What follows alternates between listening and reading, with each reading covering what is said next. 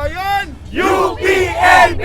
Scholar ng bayan! Ngayon ay lumalaban! Ngayon ay lumalaban! Scholar ng bayan! Say no! No! Ayoko! Ayoko! Sa baboy na gobyerno! Sa baboy na gobyerno! Say no! No! Ayoko!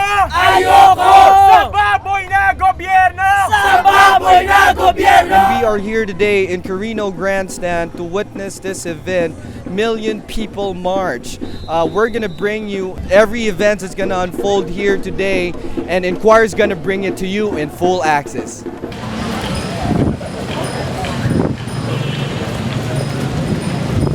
Why are we participating in this event, the Million People March? Gusto ko lang makiramay sa mga Pilipino na kay tagal ng binabastos ang pera ng taong bayan na dapat ay pumunta sa ospital, sa edukasyon, sa pagkain para sa mga hirap, sa pabahay.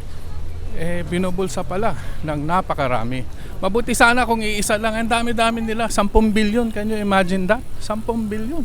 Para malaman na ng mga senador, congressman na talagang ayaw na ng sambayanan dito sa pork barrel na ito no. Talagang sobrang pagnanakaw na. Alam na ng lahat na magnanakaw sila I would not be totally in favor of scrapping it in totally. Why don't they just give probably say 10% until it is consumed? It would be easier for the COA or for the people to monitor the funds. And once it is consumed or legitimately, properly disbursed, then they can ask again additional. It is easier to monitor funds that are small than the very big sums which are mostly going to the pockets allegedly of the senators. I think it's about time that the middle class move. And this is one opportunity where people like me and a lot of other people can show their sentiments na hindi binabayaran. This is our real feeling. And that's why I want to be part of this movement. Well, because I want to show my outrage and my anger at the senators and the congressmen who've been around with our PDAF. Andito kami para sumama dito sa pagbuwag totally ang pork barrel na tinatawag. Yung ginawa po ni Pinoy, puro po yun, gimmick lang yun na kunyari ay abolish niya. Pero hindi po totoo yun. Ito po ay sinecentralize lang niya sa Malacanang para yung political patronage ay mapunta naman sa kanya. So we believe that there should be an independent commission. Kung hindi kaya ni Pinoy at saka iba pang mga elected officials imaneho ang ating pong resources, yung financial resources natin, mag-resign na lang silang lahat. Ito yung nagpapakita lang na na-educate na natin, and I'm very happy for Inquirer for sustaining this advocacy. Siyempre nakikisama tayo kung ano man yung mga hinanahin ng tao gusto natin marinig. Kaya of course everyone's here to participate. Kaya nandito rin ako dahil may panahon naman ako. So eto, nandito kami lahat. At saka ngayon lang talaga nabulgar ng tao na ang mga politiko pala puro magnanakaw. Magbuhat sa baba, barangay chairman, basta hanggang pataas yan, wala kang sisinuhin yan, puro may magnanakaw yan. Nakita mo si Napoles, napakaraming ninakaw na, ako taxpayer ako Pero yung tax ko, ano nangyari? Wala. As a taxpayer, it is my obligation. I flew all the way from Cagayan de Oro just to be here, to be part of this historical event. Sobra na kasi dahil 32% ng compensation tax ko kinukuha nila and then ginagamit lang nito mga mandarambong na to. So kailangan na talaga kaming mga working class gumising.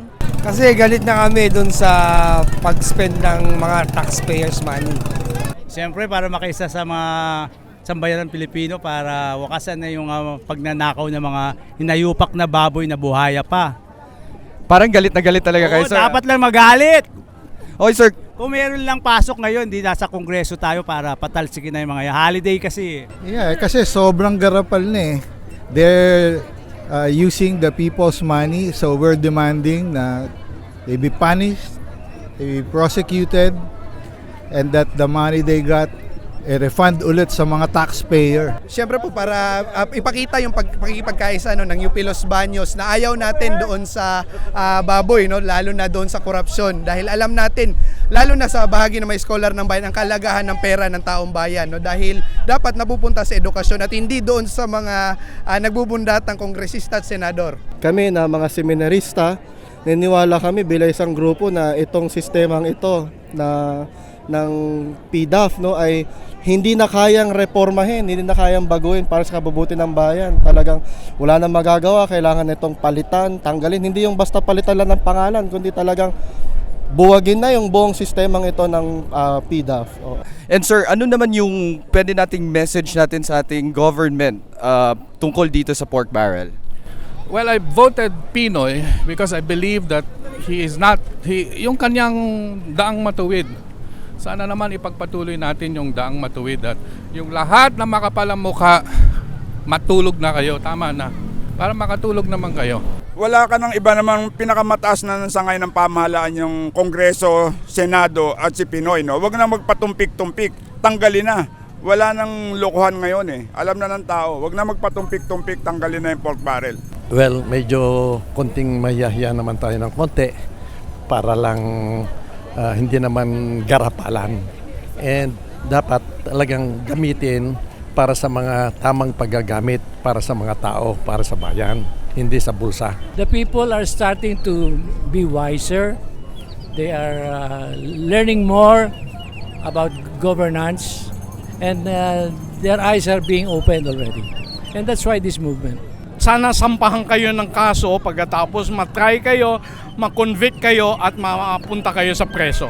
We want the people to arrest Janet Napoles at sa kanyang kapatid na si Jojo Lim.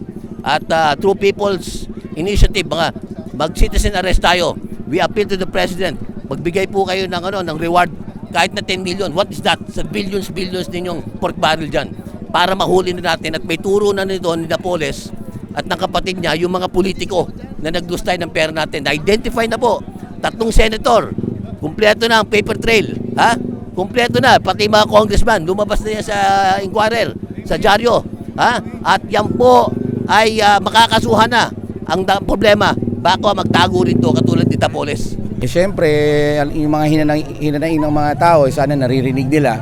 And yun lang, sana pakinggan kung ano man yung mga gusto nating sabihin para maayos kung ano man yung dapat ayusin kagad. Para hindi naman magalit yung tao. Habang medyo kahit paano may lamig pa ng konti sa kanilang mga ulo, sa ating mga ulo, sana maayos kagad para maayos ang gobyerno talaga. Ang gusto ko sabihin, yung perang ninakaw nila, ibalik sa tao, bigay sa mahirap. Di ba? Panahon ng baha. Bakit hindi nila maisipan na ang dami pala nilang pera? Bumili sila ng isang bakanting lote na malaki. May magdodonate naman dyan eh. Gumawa sila ng isang malaking evacuation center. Lagyan ng kompletong CR, ng banyo. Ganun lang, kasimple. Ang dami palang pera ng Pilipinas. Tapos nga, pag merong baha, may kalamidad, saan nagsisiksikan? Sa mga eskwela. As I supported the campaign of Pinoy in 2010, sabi mo, kami ang boss mo. Sumunod ka na, Mr. President. Thank you. Stop corruption. Huwag nang padaanin ng pera sa politiko. Dumodoble ng pila tao. Pipila na sa bahay ni Congressman, pipila pa sa ospital. Padiretsuhin nyo na sa ospital. Sana naman mahiya sila. Ang daming taong naghihirap, wala na nga makain eh. Tapos ganun-ganun kaban-kaban. Yung mga hospital natin na walang sa PGH, sa East Avenue, makikita nyo man nakapilang mga pulubi doon na halos wala. Lalabas pa sila para gamot, walang ma-provide ang gobyerno ng gamot, pero sa kanila, di ba, nakakasama ng loob. Hey, clean up your act, you know? Hindi pwedeng ganito. A lot of people are working so hard, paying their taxes, and then all you guys are doing are buying SUVs and houses and all of that stuff. Isa pong malinaw at militante na ibasura yung pork barrel. Hindi lamang sa mga senador at mga kongresista, lalong-lalo na yung pinakamalaking pork barrel sa presidente na si Noynoy Aquino. Sa hanay ng simbahan, ang lais lang namin sabihin, yung sinabi ni Cardinal Tagle, pakinggan ng boses ng mga mahihirap, no? kung nakikinig sila sa mahihirap, nakikita nilang mahihirap, nakita nilang mata ng mahihirap, hindi nila magagawa ang pagnanakaw ng ganito, ang pang-aabuso ng sistema at ang pagbawalang bahala ng mga maliliit. Ako si Jed Arboleda.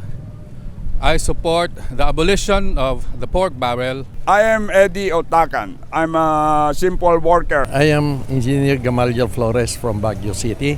I came down just to support this rally. I'm fearless and I'm angry.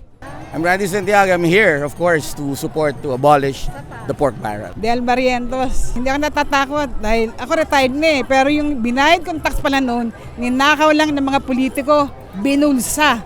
Ako po si Rowella Victoria ng taga Cagayan de Oro. Ako po ay lumalaban na matanggal po ang pork barrel. Ako si Joseph Don Zaldivar, isang seminarista, and I support the abolition of pork barrel. I am fearless about this. I'm not afraid. I'm fearless. I am fearless. I am Mr. Shuli. I support this movement and I am fearless. Ito po ang inyong abang lingkod, Congressman Manik Manaog at your self-service. Ako po ay sumusuporta dito sa scrapping ng PDAF at ako po ay fearless. Ako si Marikit Lagda, isang manggagawa. I am fearless. We are fearless. We are fearless. I am fearless! There you go, the people have spoken. Now it's your time to speak about it. Again, my name is John, and you're watching Inquire Full Access, and I am fearless.